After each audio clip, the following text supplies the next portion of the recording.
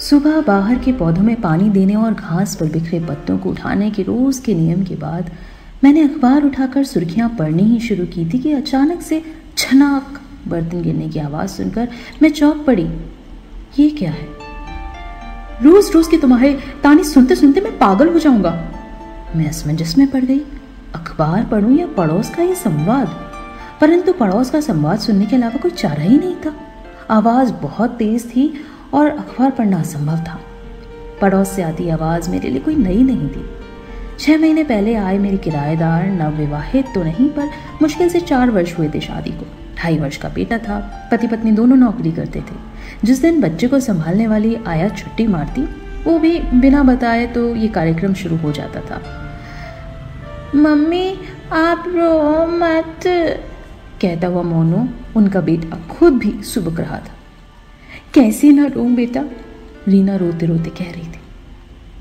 कह तो रहा हूं, ऐसे ताने सुनते सुनते तंग आ गया हूं मैं। रोहित भी चिल्ला कर बोला। ऐसा ही है तो पीछा छोड़ो, तुम भी खुश मैं भी खुश। आगे क्या होगा मुझे पता था, क्योंकि ये सीरियल थोड़े बहुत परिवर्तन के साथ हर 10-15 दिन में दोहराया जाता था। अब रोते रोते रीना अपनी माँ को फोन करेगी, वो 2 लंच बॉक्स लेकर तुरंत आएगी। उन्हें देखकर रोहित तेजी से अपनी कार लेकर निकल जाएगा। लंच बॉक्स भी छोड़ दिया जाएगा। रीना अपनी माँ के गले लगकर थोड़ी सांत्वना पाकर स्कूल के लिए भागेगी और माँ पूरे दिन मोनू की रखवाली कर शाम को वापस चली जाएगी। 2-3 दिन बाद तनाव के बादल छटेंगे और फिर स्थिति सामान्य होगी। सोचते सोचते मैं चाय बनाने के लिए रसोई की ओर बढ़ी। चाय बनाकर अपनी कप प्लेट लेकर जो ही मैं बालकनी की ओर बढ़ी, सामने से रीना की मम्मी को आता देख मैं मुस्कुरा उठी। मेरा अंदाजा 100% सच निकला। इतना सच तो शायद कोई भविष्य वक्ता भी नहीं बता सकता। सुहावने मौसम का सुख उठाते उठाते मैं चाय की चुस्कियां ले रही थी। हवा बहुत सुहावनी थी। गेट खुलने की आवाज़ सुनकर मेरी दृष्टि गेट पर पड़ी। रोहित की कार जा रही थी। 15-20 मिनट बाद रीना भी जाएगी। उन्हें देखते देखते अचानक मैं उस पल को याद करने लगी जब ये लोग हमारे घर आए थे। आंटी नमस्ते, अखबार में विज्ञापन पढ़ा था कि आप अपने घर के 2 कमरे किराए पर उठाने की सोच रही हैं। रोहित, रीना व मोनू उस दिन मेरे दरवाजे पर खड़े थे और रीना ने बहुत मासूमियत से ये सवाल पूछा था। उसे देखकर मुझे अपनी बेटी याद आ गई थी, जो अपने परिवार के साथ अमेरिका में थी और साल में मुश्किल से 1 बार आ पाती थी। थोड़ी बहुत पूछताछ के बाद मैंने उन्हें हाँ कर दी। बातचीत से पता चला कि रोहित एक मल्टीनेशनल कंपनी में अच्छे पद पर है और लीना विवाह से पहले से ही एक गर्ल्स पब्लिक स्कूल में पढ़ाती है और वो किसी भी हालत में नौकरी नहीं छोड़ सकती, क्योंकि घर पर उसका मन नहीं लगता। पर बेटा, बच्चा, इसे किसके भरोसे छोड़ती हो? आंटी, फुल टाइम आया रख लूँगी। पिछले घर पर तो पूरा सेट हो गया था, परंतु वहाँ के मकान मालकिन को अपने छोटे बेटे के शादी के लिए घर की ज़रूरत थी, इसलिए छोड़ना पड़ा। यहाँ भी 1-2 दिन में कुछ ना कुछ हो जाएगा, रीना उतावली होकर बोली। अब तक रोहित हमारे वार्तालाप में भाग नहीं ले रहा था, परंतु इस विषय पर वो चुप नहीं रह सका। आंटी, मैं तो कहता हूँ नौकरी की जरूरत ही क्या है? माँ के बिना मोनू भी आए दिन बीमार पड़ जाता है। कभी आया नहीं आती तो घर में बिना बात के तनाव हो जाता है कि कौन छुट्टी ले। मेरी मम्मी संभाल लेती है, फिर क्यों मेरी नौकरी के पीछे पड़े हो? रीना चिढ़कर बोली। मैं इस स्थिति के लिए तैयार नहीं थी, पर मकान देने के लिए हाँ कह चुकी थी, इसलिए विषय बदलना ही उचित समझा। वैसे भी ये उनका निजी मामला था, अतः उस दिन तो ये बात आई गई हो गई, लेकिन मुझे ऐसी उम्मीद भी नहीं थी कि किराएदार के रूप में मुझे हर 10-15 दिन में एक सीरियल का ऐसा एपिसोड देखना होगा जो हर बार रिपीट टेलीकास्ट होता था। ट्रन ट्रन, घंटी की आवाज़ सुनकर मैं विचार तंद्रा से बाहर आई। कौन हो सकता है? रीना की मम्मी। परंतु ये तो सीरियल के किसी एपिसोड में घटा ही नहीं था, यानी इससे पहले तो ऐसा कुछ नहीं हुआ था। इससे पहले तो रीना के जाने के बाद उसकी मम्मी मोनू को प्ले स्कूल में छोड़कर घर को व्यवस्थित करती, मोनू को लेकर आती, शाम तक मोनू का मन बहलाती और रीना के बाद उसे चाय पिलाकर रात को सब्जियां बनाकर अपने घर चली जाती। रोहित के आने के बाद के शीत युद्ध का आभास भी मुझे हो जाता था, क्योंकि यदा कदा चुनिंदा वाक्य वो भी ठंडी आवाज़ में ही सुनाई पड़ते। पर आज देखती हूँ कौन आया है। अपने आप से कहती हुई मैं दरवाजे की ओर बढ़ी। मैजिक आई से देखा तो रीना की मम्मी ही खड़ी थी। दरवाज़ा खोला। नमस्ते बहन जी, मैं रीना की मम्मी, आपके पड़ोस से। जी मैं जानती हूँ, रोकते रोकते भी मेरे मुंह से निकल ही गया और फिर अंदर ही अंदर थोड़ी शर्मिंदगी सी भी होने लगी कि कहीं इन्हें ये तो पता नहीं लग गया कि इनकी बेटी के घर में होने वाले महाभारत की मैं एक ऐसी मूक श्रोता हूँ जो अब इतनी अभ्यस्त हो चुकी हूँ कि आपका आगमन कब होगा ये भी बिना बताए जान लेती हूँ। नहीं, असल में रीना ने बताया था कि आप कभी कभी मोनू की वजह से आ जाती हैं उसे संभालने के लिए। मैंने बात संभालते हुए कहा। जी बहन जी, क्या बताऊं, अंदर आते हुए वो बोली। अच्छा आप पहले बैठिए, कहिए तो मैं चाय बना दूं। दरअसल गैस खत्म हो गई है, सिलेंडर बदलने लगी तो देखा कि खाली है। इधर बेचारी रीना स्कूल के एनुअल फंक्शन में दिन रात बिजी रहती है तो उसके ध्यान से उतर गया होगा। अकेली जान क्या क्या करे। अकेली कहाँ, परिवार है, पति है, ससुराल भी होगी। वो तो है पर घर की जिम्मेदारी तो पूरी उसी के कंधों पर है ना। रोहित तो बस ऑफिस से मतलब रखता है, घर से तो जैसे उसका कोई वास्ता ही नहीं है। मैं चुप हो गई और रसोई की ओर बढ़ी। गैस पर चाय का पानी चढ़ाकर स्टोर से गैस का सिलेंडर खिसका कर निकाला। आवाज सुनकर मम्मी जी आ गए हैं और धीरे धीरे सिलेंडर खिसका कर बाहर ले जाने लगी। बहुत बहुत धन्यवाद, चाय रहने दीजिए, मैं खुद बना लूँगी क्योंकि और भी बहुत सारे काम करने हैं। मुझे भी कोई विशेष आपत्ति नहीं हुई और मैं दरवाज़ा बंद कर लंच बनाने की तैयारी में लग गई। मेरे पति ने अवकाश प्राप्त करने के बाद एक प्राइवेट कंपनी में काम करना प्रारंभ कर दिया था और वो लंच पर 1 घंटे के लिए ज़रूर आते थे। आज रीना की मम्मी की बातों ने मुझे गहन सोच में डाल दिया था, परंतु मन न होते हुए भी कुछ तो बनाना ही था। सोचते सोचते अनायास ही मैं लगभग 35 वर्ष पीछे चली गई और जब मेरा विवाह हुआ था उसी के बारे में सोचने लगी। ससुराल भी उसी शहर में थी, मेरे मायके में हमारा संयुक्त परिवार था। अपने घर की बातें कभी बाहर मत बताना, दादी ने मुझे पहला सबक सिखाया। जब तक बहुत जरूरी ना हो हमें भी नहीं, क्योंकि लड़की को भी धान की पौध की तरह एक जमीन से दूसरी जमीन पर रोपा जाता है, परंतु अगर उसे जमने का मौका ना दो, बार बार उसकी जड़ कुरेद कर देखो कि जमी या नहीं, तो क्या वो पनपेगी? नया घर, नया वातावरण, तुम्हें समझने में समय लगेगा, पर अच्छा यही होगा कि तुम खुद समझो और खुद ही सामंजस्य बिठाओ, वरना बेटा हमेशा तुम्हें बैसाखी रूपी सहारे की जरूरत पड़ेगी ही पड़ेगी और तुम्हारे शादीशुदा जीवन की नींव हमेशा कच्ची रहेगी। सच कहूं तो उस समय ना दादी की सीख सुनकर मेरी आंखों से आंसू आ गए थे। लगा जैसे मैं उनके लिए एकदम पराई हूं, तभी तो ऐसी बातें कर रही थी। पर धीरे धीरे वही सीख मेरे सफल वैवाहिक जीवन का आधार बनी।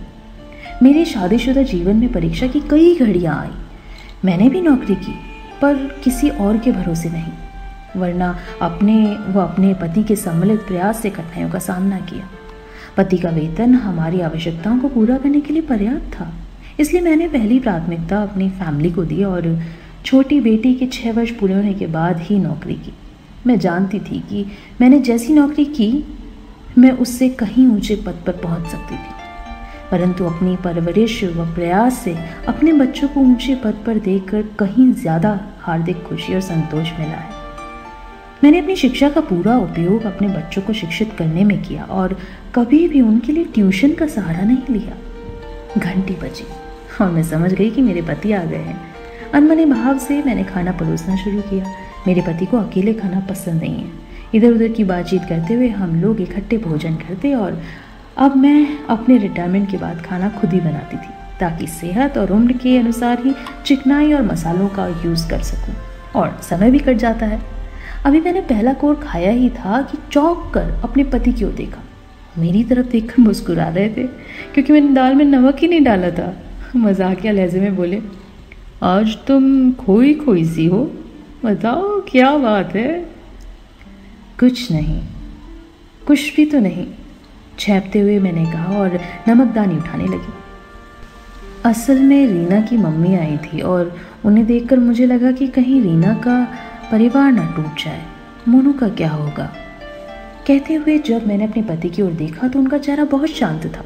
धीरे धीरे पूरी बात सुनकर वो बहुत गंभीर स्वर में बोले, किसी के घर के अंदर क्या हो रहा है उसको तब तक जानने की कोशिश मत करो जब तक वो खुद तुम्हें ना बताए। और एक कहावत याद रखना कि जब तक कोई मांगे नहीं सलाह और नमक मत दो, वरना संबंधों व मुंह का जायका बिगड़ जाता है। अपने पति की दो टूक राय मेरी समझ में आ गई और मैंने फैसला किया कि अपने को इस मामले से दूर ही रखूंगी। इस बात से भी मुझे बहुत शांति मिली और मैं भी आराम करने चली गई। फिर रीना के यहाँ क्या हुआ मैंने जानने की कोशिश ही नहीं की। 7 बज गए, अभी तक तुलसी नहीं आई। अपने आप में बड़बड़ाते हुए मैं रसोई तक जाकर लौट आई। पूरा सिंक बर्तनों से भरा था। खुद साफ करूं कि इंतजार करूं, मैं दुविधा में बनी हुई थी। फिर सोचा, अच्छा 7:30 बजे तक देख लेती हूँ। सच है दूसरे के अधीन रहने में टेंशन तो झेलनी ही पड़ेगी, पर 7:15 पर ही तुलसी देवी के दर्शन हो गए। मैं क्रोध करने की स्थिति में तो थी नहीं, इसलिए जबरन मुस्कुराते हुए मैंने कहा, क्या हो गया? क्या बताऊं भाभी जी, बेटी के ससुराल गई थी, उसे छोड़ने गई और बस 2 घंटे रुककर ही वापसी की बस पकड़ी। तब जाकर सबसे पहले आपके घर आई हूँ और कहीं नहीं जाऊंगी क्योंकि भूख के मारे ना थकान और सिर दर्द भी है। अरे चाय बना दूँ? मैंने पसीजते हुए पूछा। चाय के साथ 1-2 रोटी भी अगर हो तो दे दीजिए। पता है भाभी जी, मुझे मालूम था कि आपके घर रोटी ज़रूर मिल जाएगी क्योंकि आप ना खाना खुद जो बनाती हो, 1-2 रोटी ज़्यादा ही बनाती होंगी, वरना आजकल तो घरों में खाना बनाने वाली बाई भी पहले ही पूछ लेती है कि कितनी रोटी खाओगे। मुझे तो बड़ा अजीब लगता है, मान लो बाद में और 1 रोटी खाने को जी करे तो अरे ऐसे कहीं होता है, मनुहार करके खिलाने से ही खाना अंग लगता है ना। अपने बाई के मुंह से अपनी तारीफ सुनकर मुझे हंसी आने लगी थी, पर बात बात में इतनी गहरी बात उस अनपढ़ औरत ने कह दी। खाने से पहले गिनकर रोटी बनाने की जो प्रथा अब चल पड़ी है, उससे कभी कभी स्थिति कितनी हास्यप्रद हो जाती है। ये खुद मैं अपने न जाने कितने रिश्तेदारों के घर में देख चुकी हूँ, परंतु तुलसी से ये बात मैं कैसे कहती। इसलिए बात टालने के लिए मैंने कहा, पर ये तो बता कि तू बेटी के यहाँ इतनी कम देर क्यों रुकी, वहीं से खाकर क्यों नहीं चली आई? खाकर? रोटी चाय खाते खाते तुलसी आश्चर्य में मेरी ओर देखने लगी। बेटी के घर? अरे हम तो बेटी के घर का पानी भी नहीं पीते, पराई के घर कौन खाएगा? मैं निरुत्तर हो गई थी और फिर वही होने लगा जो मैं नहीं चाह रही थी। मेरे सामने रीना, उसकी मम्मी और आज की घटना चलचित्र की भांति घूमने लगी थी। ये सच है कि इस रिवाज से अनेक दिक्कतें आई होंगी, परंतु आज मुझे इस रिवाज का महत्व भी समझ में आने लगा कि बेटी के घर में जितना कम रुकोगे उतना ही उसके घर में हस्तक्षेप कम होगा। और रिजल्ट यही था कि उसे नए परिवार व परिवेश में सामंजस्य बिठाने में सुविधा भी होगी।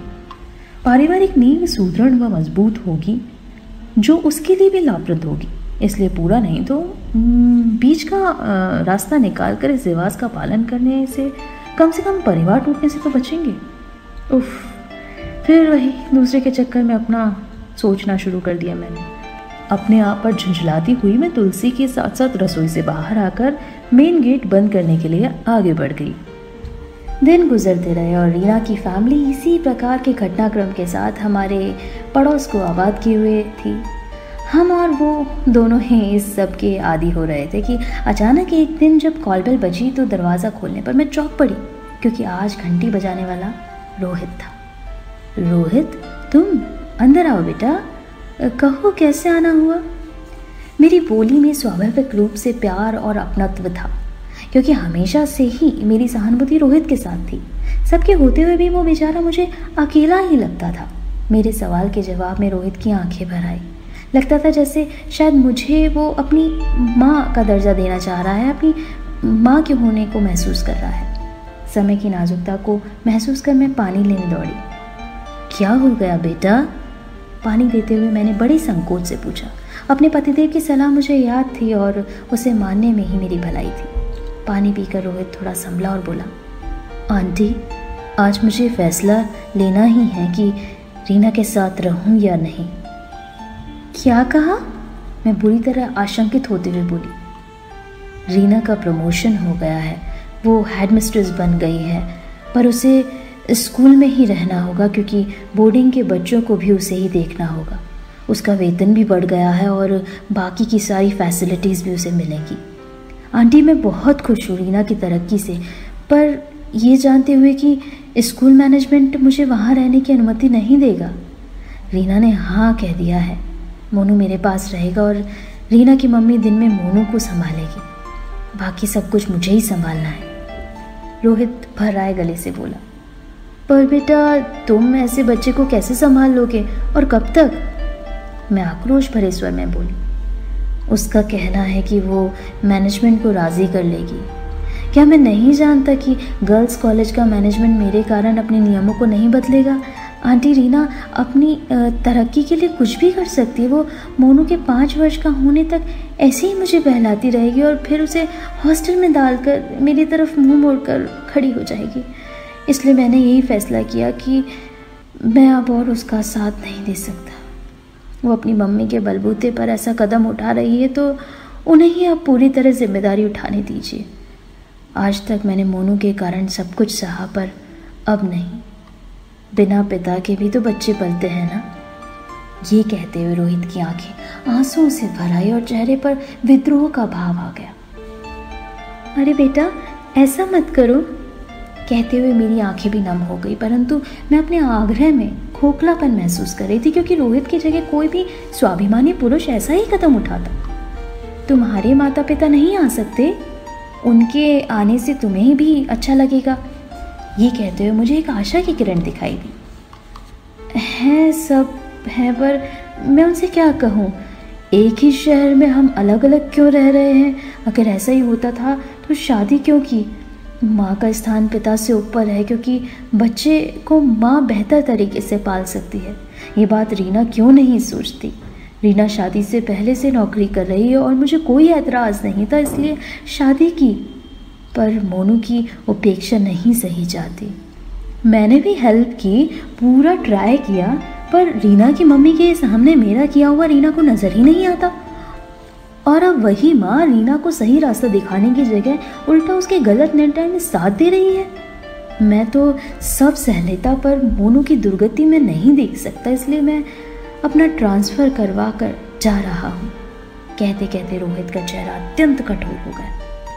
मैं आपको यही बताने आया था कि 1 हफ्ते में हम घर खाली कर देंगे। रोहित खड़ा हो गया और मैं निढाल सी उसे जाते हुए देखती रही। मेरा मन वेदना से भर आया और मन किया कि रोहित को रोक लूं, पर ऐसा नहीं कर सकी। घर खाली हो गया और मेरे पड़ोस में एक अजीब सा सन्नाटा पसर गया। अब थोड़ा देख परख कर ही घर किराए पर देंगे, वरना पड़ोसी के वातावरण का प्रभाव अपने ऊपर भी पड़ता है। ये कहते हुए मेरे पति ने मुझे पहले से ही सतर्क कर दिया और इसी कारण बिना किराएदार के 6-7 महीने निकल गए। मैंने भी अब इधर उधर धीरे धीरे रीना और मोहित के बारे में सोचना बंद कर दिया। हमारी शादी की सालगिरह पड़ी तो मैंने और मेरे पति ने फन मॉल में लंच व पिक्चर का प्रोग्राम बनाया। चलो स्पेंसर का भी चक्कर लगा लेते हैं, क्या पता कुछ नई चीज़ देखने को मिले। कहते हुए मैं अपने पति को स्पेंसर्स की ओर ले गई। अंदर मैंने नए प्रोडक्ट पर नज़र डालनी शुरू की कि अचानक देखा सेल्समैन एक बच्चे को बुरी तरह से डांट रहा है और पास ही एक महिला उन दोनों के बीच बचाव की मुद्रा में खड़ी है। जिज्ञासु स्वभाव होने के कारण मैं उधर ही बढ़ चली। मुझे पता था कि मेरे पति भी मजबूरी में मेरे पीछे पीछे ही आ जाएंगे। पास जाकर देखा तो एक सुखद आश्चर्य से मैं चिल्लाई, अरे मोनू। तब तक महिला ने भी पलटकर देखा। उसके चेहरे पर मुझे देखकर अत्यंत राहत और खुशी का भाव आया। वो मोनू की नानी यानी रीना की मम्मी थी। देखिए भाभी जी, मोनू से ज़रा केचप की शीशी क्या फूट गई, इन्होंने तमाशा मचा दिया, जबकि मैं कह रही हूँ कि मैं पेमेंट कर दूंगी। अरे पेमेंट तो आप करेंगी ही, पर अपने बच्चे की करतूत देकर उसे टोकने के बजाय ऐसे दुलार रही हैं मानो उसने कोई तारीफ का काम किया हो। मैंने रोका तो बदतमीजी कर रहा है। सेल्समैन ने अत्यंत गुस्से से कहा। अपमान से रीना की मम्मी की आंखों में आंसू आ गए, पर अपने आप को नियंत्रण कर उन्होंने सेल्समैन से माफ़ी मांगते हुए मोनू को काउंटर की ओर घसीटना प्रारंभ कर दिया। अड़ियल मोनू उनकी कलाई पर काटने लगा। यही होना था। माता पिता से अलग हुआ बच्चा अपना विद्रोह कहीं तो निकालेगा। मैं अपने आप को रोक न सकी और बोल पड़ी, रीना बिल्कुल नहीं आ पाती क्या? अरे भाभी जी, इतनी जिम्मेदारी की नौकरी कर रही है, बार बार कैसे आएगी? हमारा तो दामाद बिल्कुल खोटा और गैर जिम्मेदार निकला। ये कहते कहते उनकी आवाज़ में अत्यंत रोष का भाव आ गया था। आपने उसकी जिम्मेदारी को उठाने का अवसर ही कहाँ दिया? जब जब रीना को जरूरत पड़ी आपने अपने सहारे की बैसाखी पकड़ा दी, तो बेचारा कैसे सहारा बन पाता उसका? कहते कहते मैंने रोहित से पूरा हुआ वार्तालाप रीना की मम्मी को सुना दिया। अरे वो बेचारा तो सब कुछ करने को तैयार था, पर आपने उन दोनों को एक दूसरे को समझने ही कहाँ दिया। याद रखिएगा बहन जी, आप रीना को सहारा नहीं दे रही थी, वरन बैसाखी पकड़ाकर उसे हमेशा के लिए अपाहिज बना रही हैं, जिसकी वजह से मोनू का व्यक्तित्व कुंठित होते जाएगा। रीना की मम्मी के चेहरे पर पश्चाताप के स्पष्ट भाव देखते हुए मेरे मन को तसल्ली मिली, और अब अवश्य ही ये अपनी बेटी के घर को जोड़ने का प्रयास करेंगी, और मैं यही चाहूँगी कि उनका ये प्रयास अवश्य सफल हो, ताकि करियर बनाने की अंधी दौड़ को रीना छोड़ सके और रोहित और मोनू के जीवन में आया खालीपन दूर करने का प्रयास करे। अब चलो, मेरे पति ने मुस्कुराते हुए शांत स्वर से कहा। आज तुम्हारी सालगिरह से यदि ये परिवार जुड़ जाता है तो मैं भी यही कहूँगा कि कभी कभी बिना मांगे ही सही सही सलाह दे दिया करो। आपको हमारी कहानियाँ कैसी लगती है हमें नीचे कमेंट बॉक्स में ज़रूर लिखें, और हमारी आगे आने वाली कहानियों को सुनने के लिए सब्सक्राइब का बटन ज़रूर प्रेस करें। Thank you.